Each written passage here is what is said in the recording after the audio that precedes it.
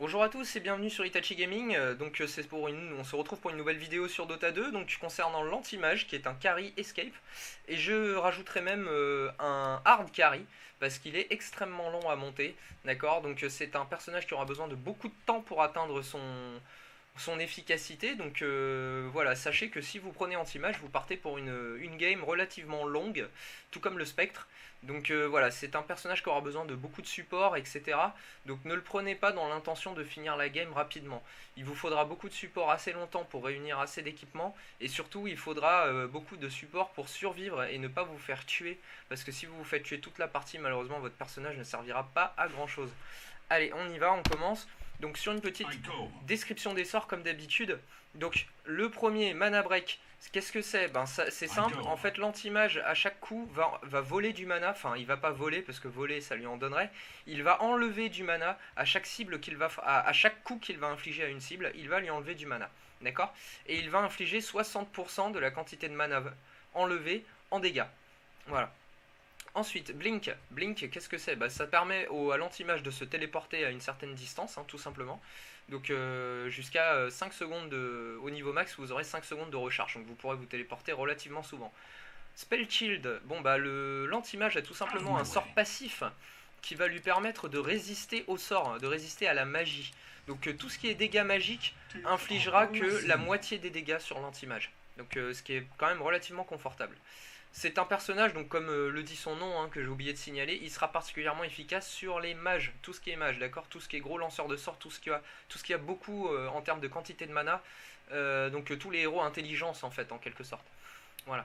Et enfin, Mana Void, son ultimate. Alors lui, son ultimate, attention, je vois souvent des anti-mages qui claquent leur ultimate sans avoir frappé la cible avant. C'est complètement inutile, vous allez lui faire aucun dégât.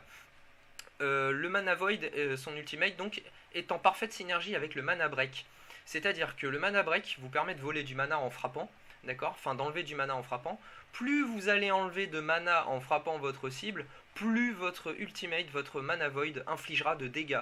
Donc donnez un maximum de coups, enlevez un maximum de mana à votre cible, pour ensuite lui envoyer Mana Void, et là effectivement ça lui fera d'énormes dégâts, d'accord, sachant que le Mana Void est sur une zone de 500, c'est-à-dire que si vous volez du mana à une personne, énormément de mana, et que vous lui envoyez votre Mana Void et qu'il est collé à 2 ou 3 copains, ça va infliger énormément de dégâts à lui et à ses potes autour de lui. Voilà, même si vous n'avez pas frappé ses potes avant. Voilà, donc toujours bon à savoir. Allons-y, on va partir du coup sur le skill build de l'anti-mage. Donc en premier sort, je vous conseille très très fortement, j'ai envie de dire qu'on pourrait hésiter entre Mana Break et Blink, mais je vous conseille Blink en premier sort. Pour la simple et bonne raison qu'au début, vous ne serez pas un personnage très opérationnel, si on peut dire ça comme ça. Vous êtes un hard carry, vous serez prêt dans le long terme, dans une game relativement longue. Il vous faudra du temps pour exploiter tout votre potentiel. Donc prenez Blink de façon à vous échapper si vous êtes en difficulté pour éviter de mourir et du coup de prendre du retard dans votre montée en équipement et en niveau. D'accord? Donc Blink, ensuite je vous conseillerais bien sûr Mana Break. Essayez toujours d'arras votre cible, c'est-à-dire de la frapper, de lui donner 2-3 coups au passage quand vous êtes vraiment près d'elle, quand vous êtes en train de faire des lastites, et elle aussi, essayez de lui mettre 1 ou 2 coups par-ci par-là, histoire de lui enlever du mana. Sur la lane, ça va vous faciliter la tâche, dans le sens où vous lui enlevez du mana, vous l'empêchez d'envoyer des sorts sur vous ou sur votre coéquipier. Donc, faut en abuser, n'hésitez pas à donner 2-3 coups à vos adversaires pour leur enlever du mana. Donc, on va continuer dans la lancée. Une fois le blink monté, j'ai envie de dire, et le Mana Break, j'ai envie de dire, s'il y a énormément de lanceurs de sorts en face, et ce sera souvent le cas dans le sens où si vous prenez anti-mage, c'est qu'il y a des lanceurs de sorts pour justement les détruire. Vous avez choisi de prendre ce personnage. Je vous conseillerais de mettre un petit point dans Spell Shield, ça peut vous sauver la vie, on sait jamais, ça vous donne quand même 26% de résistance au sort, contre un Zeus ou quoi, ça peut vous sauver la vie, voilà. Mais ensuite, je vous conseillerais du coup de maximiser les 2 premiers. Donc Blink, Mana Break, votre ultimate évidemment quand vous l'avez. On continue. Blink, Mana Break, Blink, Mana Break. Voilà. Arrivé à ce stade là, c'est tout simple, il vous reste plus que le Spell Shield à monter au maximum. Bien sûr là vous allez avoir votre ultimate. Donc vous le prenez, et puis vous finissez de monter votre spell shield tout bêtement. Voilà, on y est. Donc on va le mettre au niveau max. Ensuite, la botte à prendre sur anti-mage, très simple. Je vous conseillerais la Power Trade, tout simplement parce que elle vous donne de la vitesse d'attaque, c'est la botte qui vous donne de la vitesse d'attaque. Et l'anti-mage a besoin, plus vous lui donnez de vitesse d'attaque, plus il donne de coups, plus il vole du mana, enfin plus il enlève du mana, plus votre ultimate va faire mal. Donc, par logique, par définition, la Power Trade sera la meilleure botte sur l'anti-mage. Vous n'aurez pas besoin de la Fast Boots dans le sens où vous pouvez vous téléporter comme ceci et rattraper une cible qui s'échappe ou vous enfuir. Donc avoir une botte qui accélère votre vitesse de déplacement, c'est pas super utile, d'accord? Voilà, donc ensuite je vous conseillerais de partir sur une Battle Fury. La Battle Fury vous permettra, bon bah non seulement parce qu'après vous aurez des dégâts relativement élevés, de frapper tout le monde, mais c'est pas vraiment ça l'objectif. C'est que je vous ai déjà montré la Battle Fury sur d'autres personnages, par exemple le Juggernaut il me semble, et même la Fantôme Assassin. La Battle Fury vous permettra de taper plusieurs cibles en même temps, donc de farmer plus vite, de tuer plusieurs creeps à la fois, et du coup de vous faire de l'or plus vite, vous voyez? Voilà, donc c'est tout l'objectif de la Battle Fury. Comme vous avez besoin d'énormément d'équipements, ça sera l'objet qui vous permettra de cumuler de l'or le plus rapidement possible. Suite à la Battle Fury, je vous conseillerais de partir sur une Manta Style. Donc bien sûr, on vous met la Yasha en objet essentiel.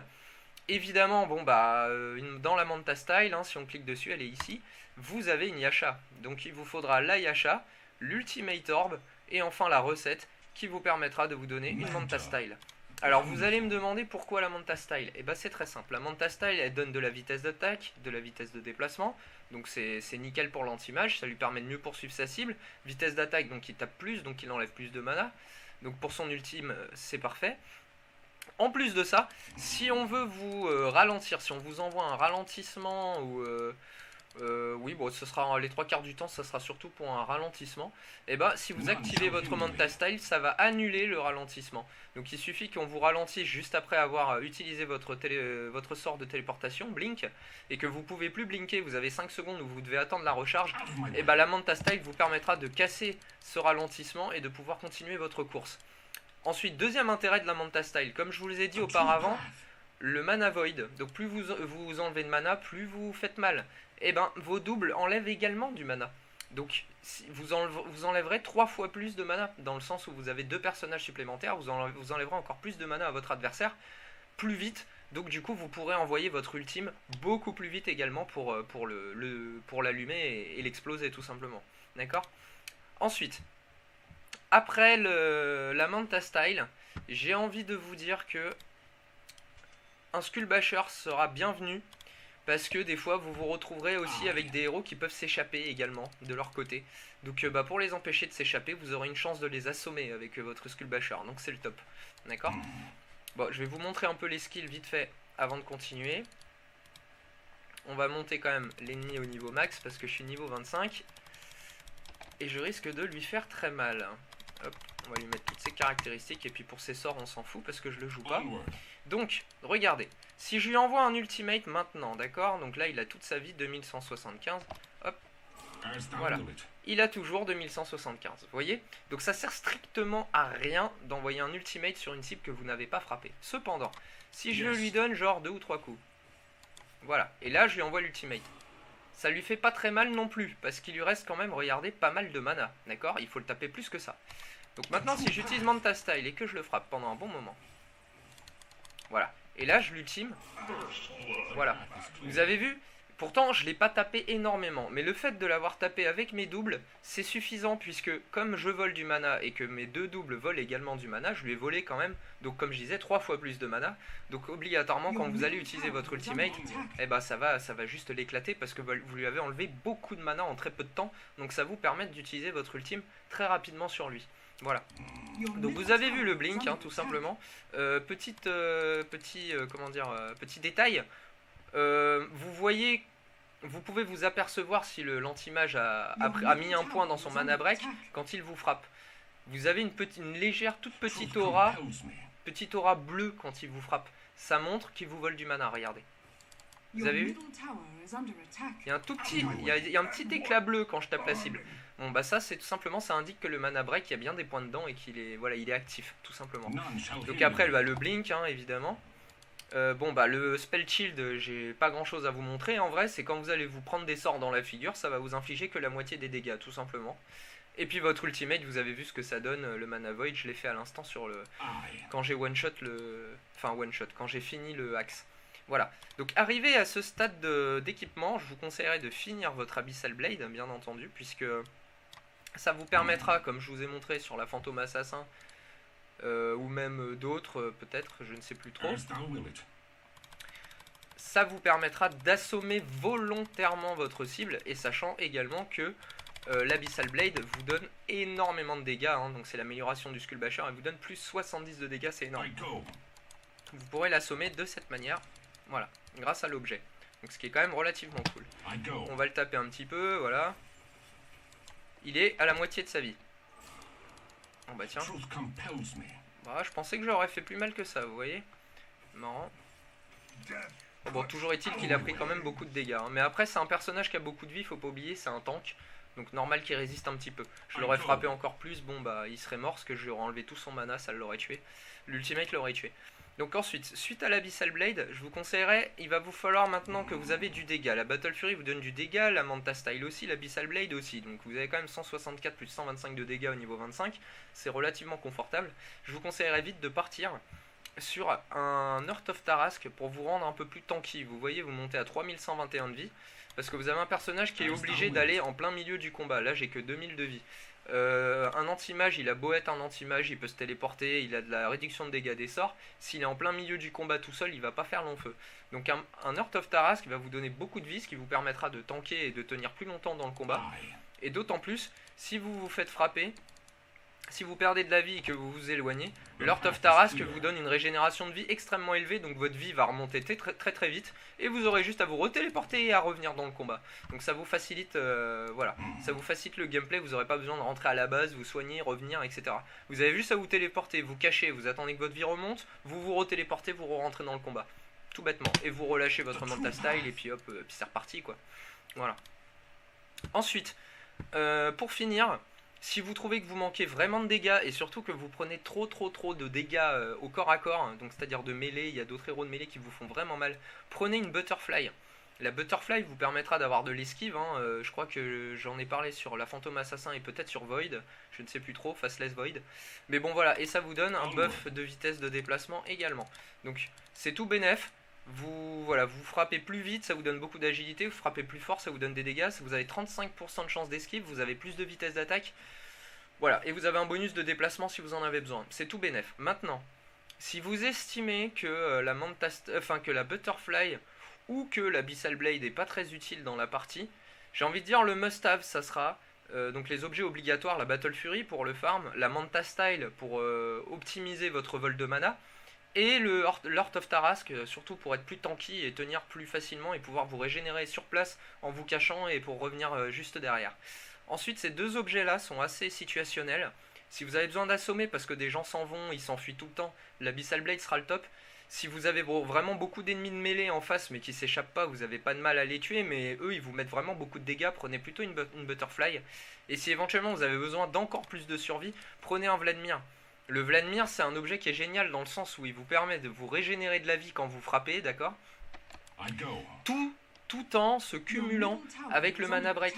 Parce qu'il y a des objets qui annulent certains modificateurs d'attaque ou des modificateurs d'attaque annulent les objets. Et ben là vous avez de la chance, le Vladimir se couple avec le vol de mana. Parce que vous allez prendre certains objets qui vont vous rendre de la vie en frappant, mais vous enlèverez plus de mana en frappant. C'est le problème. Alors que le Vladimir se cumule très bien avec Mana Break. Donc vous allez voler du mana, mais en plus vous allez récupérer de la vie en frappant. Donc ça peut être une bonne astuce. Sachant que ça donne le buff à tout le monde, donc vous allez augmenter la vitesse, vous allez permettre à vos coéquipiers de récupérer de la vie tous quand ils vont frapper. Et en plus de ça, vous augmentez un peu l'armure de tout le monde. Et voilà, et puis bah voilà, le fait de régénérer tout le monde, c'est quand même sympa. Et vous augmentez aussi de 15% l'aura de dégâts, les dégâts de tous les héros au corps à corps et de 10% de tous les héros à distance qui seront avec vous. Voilà. Voilà, bah, je pense avoir fini mon petit guide sur l'anti-mage. d'accord. Donc on va faire une dernière petite démo. Ouais, bon, ok, lui je l'ai déjà presque tué, ça sert à rien. Voilà, on va en mettre un autre que je vais pas taper, ça serait bien, voilà. On va le remonter au max et puis je vais vous donner un petit aperçu, hein. Voilà, donc après le lifesteal, j'ai vraiment envie de dire, c'est si vous avez vraiment affaire à des héros en face qui volent de la vie en frappant aussi et qui sont du coup difficiles à tomber. Le lifesteal peut être une bonne option mélangée à l'esquive, d'accord. Maintenant, si personne vous vole de la vie en frappant et qu'ils ont des escapes, je vous conseillerais vraiment plutôt l'Abyssal Blade, hein. Donc voilà, c'est à vous de voir.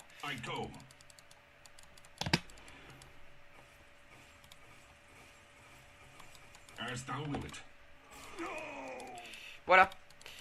Bon, bah, j'espère que ce petit guide vous aura plu. C'était l'anti-mage de Dota 2, d'accord. Donc un hard carry, j'insiste bien sur hard. Il est comme le spectre, il est très très long. Vous voyez, hein, les objets qu'il lui faut sont quand même des objets vachement chers.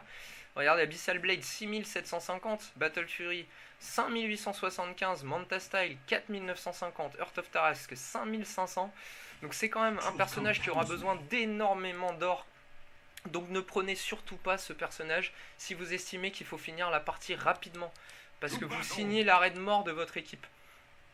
Le temps que votre héros devienne opérationnel avec tout l'or qu'il lui faut, vous allez laisser votre équipe dans la merde et ils se feront tuer tout le temps que vous serez en train de collecter de l'or pour devenir opérationnel. Donc si vous le prenez, soyez sûr que parmi vos coéquipiers, vous avez des personnages qui pourront tenir le milieu de partie et vous aider encore à évoluer pour aller vers la fin de partie. Si vous voyez que vous avez que des héros voilà, qui sont bons qu'en fin de partie dans votre équipe, ne prenez pas l'anti-mage, vous allez les enterrer encore plus. D'accord. Donc voilà, faites attention à votre choix, mais ça reste un super perso. Voilà, donc voilà, à utiliser intelligemment. Allez, je vous dis à la prochaine sur Itachi Gaming. Ciao ciao.